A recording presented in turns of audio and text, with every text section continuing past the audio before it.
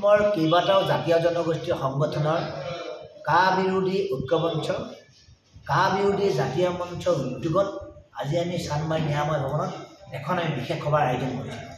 আৰু এই সভা অসমীয়া যুৱ মঞ্চ, দেউৰী জাষ্টিছ ফৰাম, আপোনাৰ লাচিত খানা থলগিৰি, কৃষক শ্ৰমিক উন্নয়ন পৰিষদ, অসম জাতীয় যুৱ পৰিষদ, অনুসূচিত জাতি যুৱ পৰিষদকে ধৰি বিভিন্ন সংগঠনৰ প্ৰতিনিধিয়ে অংশগ্ৰহণ কৰিছিলে।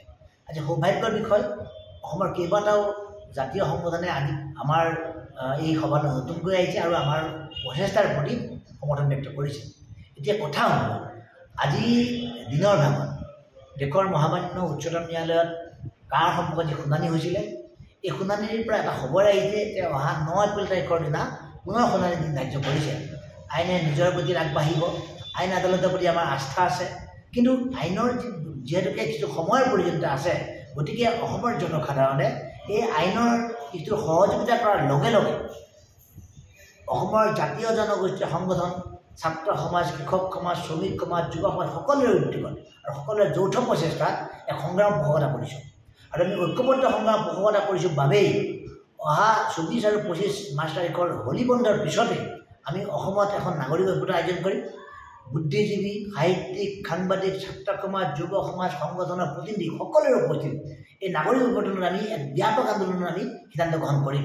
যিহেতুকে আৰু 2 দিনৰ পিছতেই হোলী হ'ব, বৰপেটা, বৰদোৱাকে ধৰি পবিত্ৰ স্থানবিলাক ইতিমধ্যে হোলীক লৈ ব্যস্ত হৈ পৰিছে, অসমৰ জাতীয় জীৱন হোলীক লৈ ব্যস্ত হৈ পৰিছে। গতিকে হোলীৰ বন্ধৰ পিছতেই সকলোৰে সহযোগিতাত এক ব্যাপক গণ আন্দোলনৰ আমি সিদ্ধান্ত গ্ৰহণ কৰিছোঁ। আনহাতে অহা পৰহিলৈ 21 মাৰ্চ তাৰিখে দিনৰ 11 বজাত অসমৰ মহামান্য ৰাজ্যপাল গোলাপ চন্দ কাটাৰাই ডাঙৰীয়াক আমি কা বিৰোধী জাতীয় মঞ্চৰ উদ্যোগত আমি তেখেতৰ স্মাৰকপত্ৰ প্ৰদান কৰিম। আৰু আমি কাখন বাতিল কৰিবলৈ, কাৰ বিৰুদ্ধে আমি সবলভাৱে ৰাজ্যপাল মহোদয়ৰ আগত প্ৰতিবাদ কৰিবলৈ সিদ্ধান্ত গ্ৰহণ কৰিছোঁ। অসমৰ কেইবাটাও জাতীয় জনগোষ্ঠীয় সংগঠনৰ কা বিৰোধী ঐক্যমঞ্চ কা বিৰোধী জাতীয় মঞ্চৰ উদ্যোগত আজি আমি চানমাৰি নিৰাময় ভৱনত এখন আমি বিশেষ সভাৰ আয়োজন কৰিছোঁ। আৰু এই সভা অসমীয়া যুৱ মঞ্চ, দেউৰী জাষ্টিছ ফৰাম, আপোনাৰ লাচিত খানা থলগিৰি, কৃষক শ্ৰমিক উন্নয়ন পৰিষদ, অসম জাতীয় যুৱ পৰিষদ, অনুসূচিত জাতি যুৱ পৰিষদকে ধৰি বিভিন্ন সংগঠনৰ প্ৰতিনিধিয়ে অংশগ্ৰহণ কৰিছিলে। আজি সৌভাগ্যৰ বিষয়, অসমৰ কেইবাটাও জাতীয় সংগঠনে আজি আমাৰ এই সভাত নতুনকৈ আহিছে আৰু আমাৰ প্ৰচেষ্টাৰ প্ৰতি সমৰ্থন ব্যক্ত কৰিছে।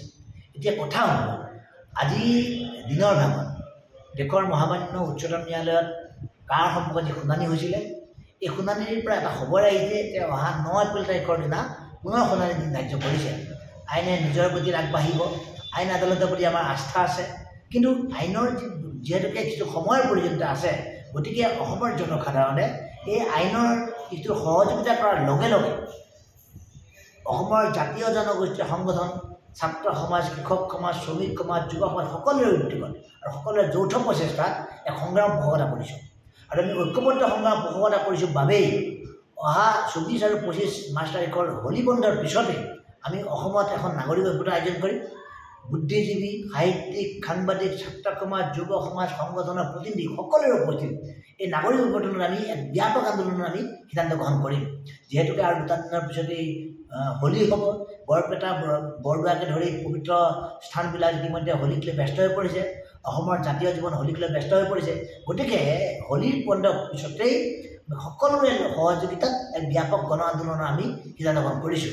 আনহাতে অহা পৰহিলৈ 21 মাৰ্চ তাৰিখে দিনৰ 11 বজাত অসমৰ মহামান্য ৰাজ্যপাল গোলাপ চন্দ কাটাৰাই ডাঙৰীয়াক আমি কা বিৰোধী জাতীয় মঞ্চৰ উদ্যোগত আমি তেখেতৰ স্মাৰকপত্ৰ প্ৰদান কৰিম। আৰু আমি কাখন বাতিল কৰিবলৈ, কাৰ বিৰুদ্ধে আমি সবলভাৱে ৰাজ্যপাল মহোদয়ৰ আগত প্ৰতিবাদ কৰিবলৈ সিদ্ধান্ত গ্ৰহণ কৰিছোঁ।